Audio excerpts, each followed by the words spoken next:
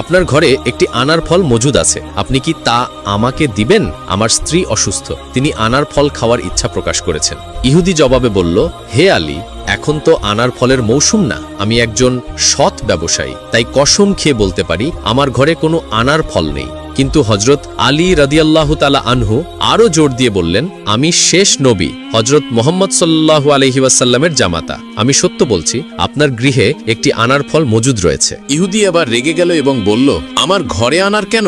আনারির একটি দানাও নেই। ঠিক সেই সময় ইহুদির স্ত্রী ঘরের পর্দার আড়াল থেকে তাদের সমস্ত ঘটনাই শুনলেন এবং বললেন, হে আমার স্বামী, আমি তওবা করে কালিমা পড়ে মুসলমান হয়ে গেছি, আপনিও কালিমা পড়বেন, কেননা আল্লাহর নবী হযরত মুহাম্মদ সাল্লাল্লাহু আলাইহি ওয়াসাল্লামের জামাতা সত্য বলেছেন, আমাদের ঘরে একটি আনার ফল মজুদ রয়েছে।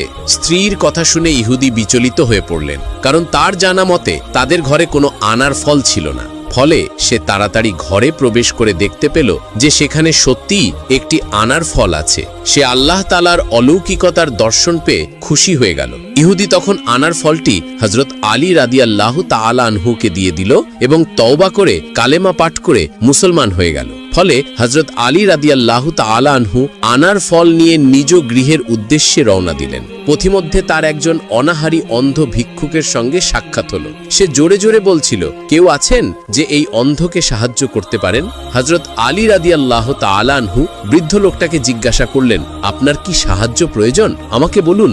ভিক্ষুক বলল, আমি কয়েকদিন ধরে কিছুই খাইনি, আমাকে কিছু খাদ্য দান করো বাবা। হযরত আলী রাদিয়াল্লাহু তাআলা আনহু বললেন, আপনি কি খেতে চান? বৃদ্ধ বলল, বাবা, আমার একটি আনার খেতে ইচ্ছে করছে। কিন্তু হযরত আলী রাদিয়াল্লাহু তাআলা আনহুর কাছে মাত্র একটি আনার ফল ছিল, যা সে তার অসুস্থ স্ত্রীর জন্য নিয়ে যাচ্ছিল। ফলে আলী রাদিয়াল্লাহু তাআলা আনহু এখন কি করবেন বুঝতে পারছিলেন না। সে ধর্ম সংকটে পড়ে গেল, কারণ ক্ষুধার্ত ভিক্ষুককে দান না করলে আল্লাহ তাআলা নারাজ হবেন। আর অন্যদিকে তার স্ত্রী জীবনেই প্রথম তার কাছে কোনো কিছু খাওয়ার ইচ্ছা প্রকাশ করেছেন, আর সে ওয়াদা করেছে স্ত্রীর ইচ্ছা পূরণ করবে। তাই আনার ফলটি না নিয়ে গেলে স্ত্রীর কাছে করা ওয়াদা ভঙ্গ হবে এবং সে কষ্ট পাবে। কিন্তু শেষ পর্যন্ত হযরত আলী রাদিয়াল্লাহু তাআলা আনহু আল্লাহ তাআলাকে খুশি করার উদ্দেশ্যে আনার ফল ভিক্ষুককে দিয়ে দিলেন। ফলে ভিক্ষুক খুশি হয়ে আল্লাহ তাআলার নিকট শুকরিয়া আদায় করে তার জন্য দোয়া করলেন। হযরত আলী রাদিয়াল্লাহু তাআলা আনহু ম্লান মুখে ঘরে ফিরে এলেন, কিন্তু স্ত্রীর মুখোমুখি কিভাবে হবেন ভেবে পাচ্ছিলেন না। ঠিক তখনই ঘরের ভেতর থেকে আওয়াজ আসলো, হযরত ফাতেমা রাদিয়াল্লাহু তাআলা আনহা বলছেন, হে আলী, আমি তো আপনার নিকট কেবল একটি আনার খাওয়ার ইচ্ছা প্রকাশ করেছি, আর আপনি তো পুরো 10টি আনার পাঠিয়ে দিয়েছেন। ফাতেমার কথা শুনে হযরত আলী রাদিয়াল্লাহু তাআলা আনহুয়ের চোখে পানি ধরে রাখতে পারলেন না। তিনি খুশিতে কান্না করে দিলেন এবং আল্লাহর কাছে শুকরিয়া আদায় করলেন। এরপর